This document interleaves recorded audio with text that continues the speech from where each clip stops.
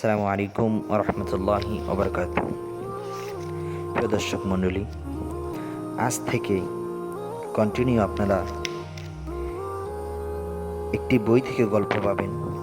বইটির নাম হচ্ছে হৃদয় কাঁপানো আজব কাহিনী।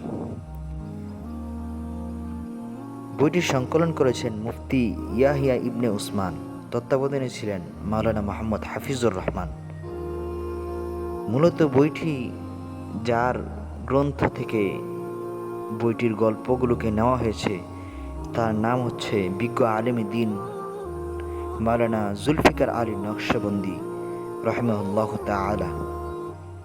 ইনশাআল্লাহ যারা ইসলামিক গল্পগুলো শুনতে চান এবং ইসলামিক ঘটনাগুলো পড়তে পারেন না বইয়ে, আমার থেকে শুনতে চান, তারা এই চ্যানেলটিকে সাবস্ক্রাইব করে রাখতে পারেন।